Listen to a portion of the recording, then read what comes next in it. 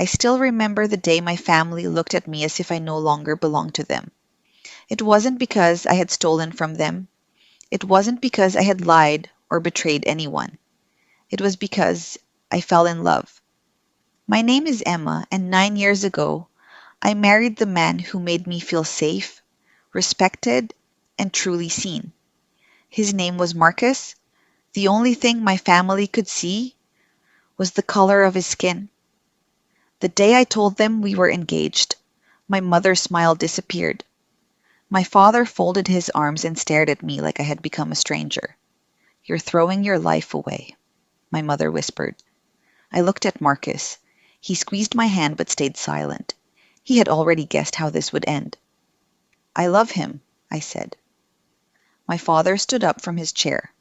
"If you walk out that door with him," he said coldly, "don't ever come back."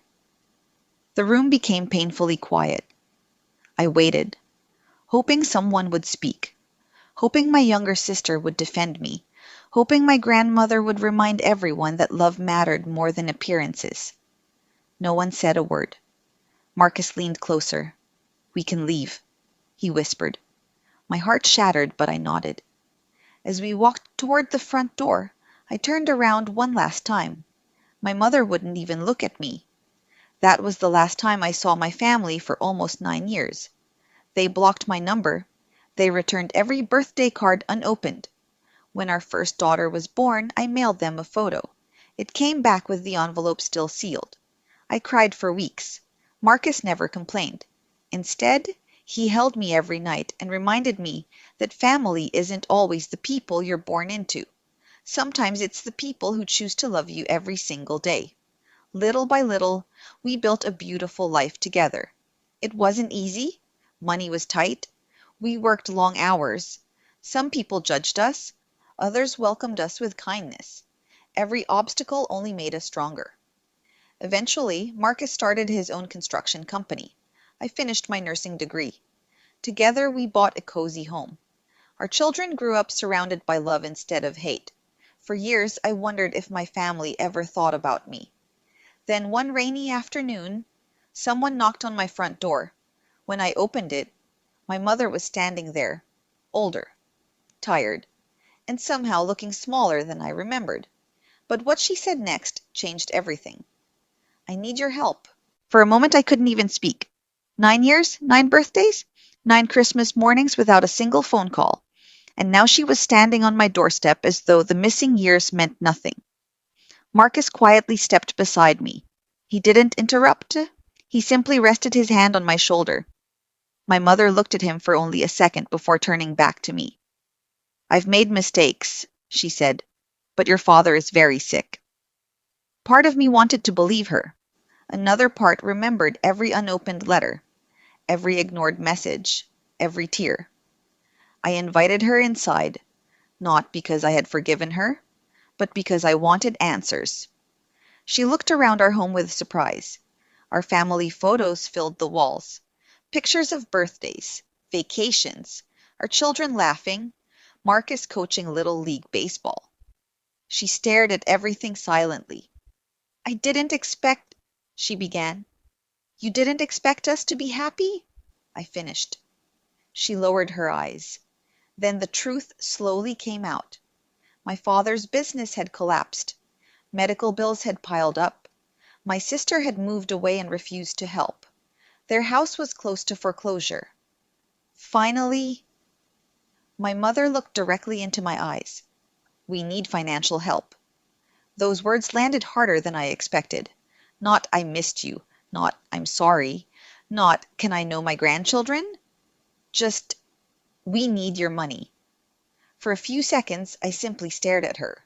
Marcus gently took our children upstairs, giving us privacy. Then I asked the question that had lived inside my heart for nearly a decade. "If Marcus had been white, would you have disowned me?" She couldn't answer. Her silence became the answer. I realized something important that day. She wasn't there because love had finally won. She was there because life had become difficult.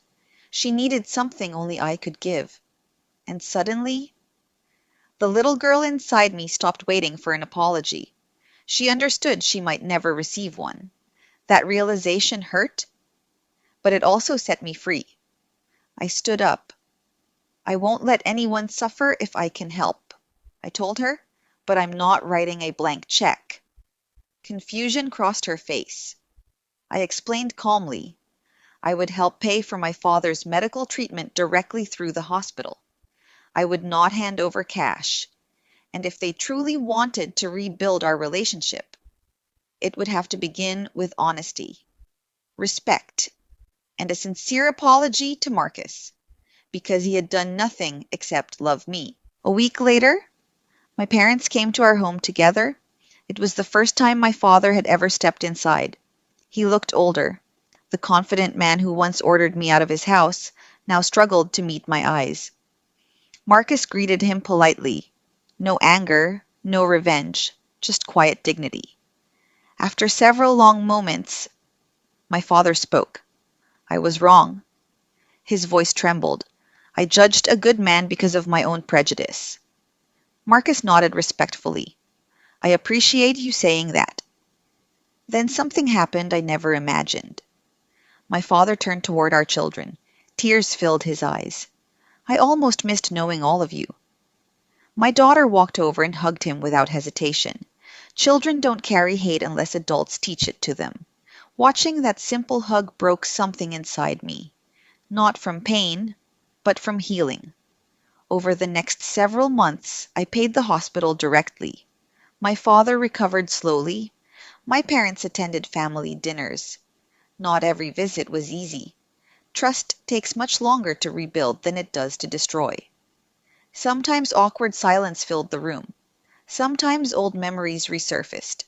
But this time, everyone chose honesty instead of pride. The greatest revenge wasn't making my family suffer. It wasn't refusing to help.